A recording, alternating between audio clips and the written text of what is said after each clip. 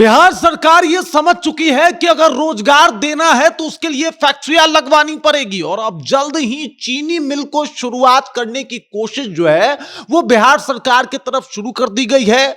दरभंगा और मधुबनी जो कि मिथिलांचल का क्षेत्र है, यहां पे तो इन दो चीनी मिल को जो है वो सूचीबद्ध भी कर लिया गया है और जल्द से जल्द चालू करने की अपील भी कर दी गई है।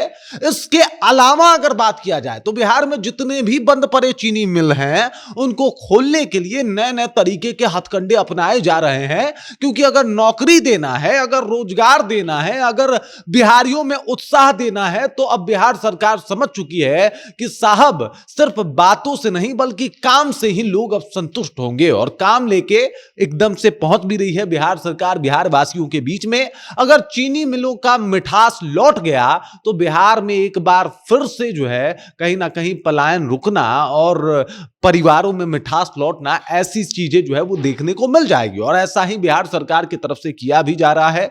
वो कौन दो चीनी मिल हैं जिनकी शुरुआती दौर में मतलब उनके ऊपर ध्यान दिया गया है और इसी तरीके से एक एक करके आपके इलाके का भी चीनी मिल चालू किया जाएगा, इसके ऊपर विस्तार पूर्वक चर्चा करेंगे, बातचीत करेंगे। लेकिन उससे पहले मेरा परिचय जान लीजिए। मेरा नाम है रजत और आप जनता जंक्शन देख रहे हैं। आपको बता दूं कि साहब बिहार में अगर चीनी मिल की बात की जाए तो लगभग 16 चीनी मिल जो है वो बिहार में थे और बहुत ही बढ़िया काम कर रहे थे। 19 भी कुछ जगह पे प्रमाण मिलता है, लेकिन एक एक करके सब चीनी मिल जो है वो बंद हो गए और इस वजह से समस्याएं बिहार वासियों की हुई। पलायन जो है वो बहुतायत मात्रा में हुआ। लोग जो है बिहार को छोड़ के अलग अलग जगहों पे चले गए, क्योंकि एक चीनी मिल कम से कम 10,000 लोगों के रोजगार का कारण था। 10,000 लोगों को जो है वो रोजगार देता था।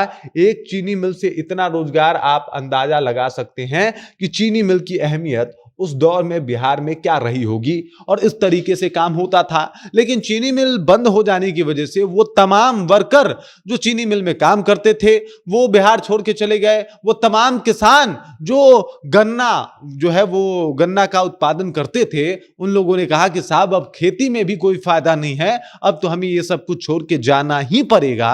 तो वो भी छोड़ के चले गए। तो इस तरीके की कुछ नौबत आई, स्थिति आई और उसके बाद चीनी मिल बिहार में एकदम से तहस नहस हो गया।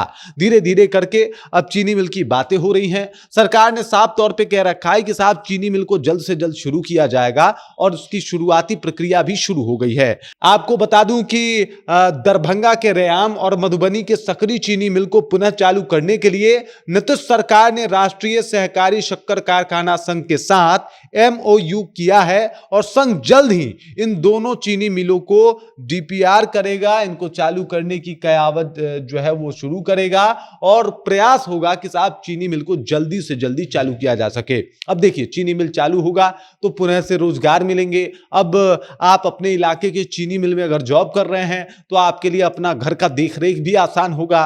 और वैसे में जब बिहार सरकार ने यह वादा ही किया है कि साहब 1 करोड़ तो कम से कम रोजगार जो है वो दे ही देना है, तो उसके लिए समझ जाइए कि किस तरीके की कोशिश जो है वो बिहार सरकार की तरफ से की जा रही है। चीनी मिल के मिठास लौटने से बिहार की मिठास लौट आएगी। बिहार के वो तमाम लोग जो दूसरे राज्यों में जाके काम करने को मजबूर हैं वो यहां पे आ जाएंगे। जॉब के नए नए अवसर मिलेंगे, किसानों को मुनाफा कमाने का मौका मिलेगा और एक बार फिर से गन्ने के फसलों से बिहार के खेत लहलहा उठेंगे। बाकी इस खबर, इस जानकारी को लेकर आप क्या सोचते हैं?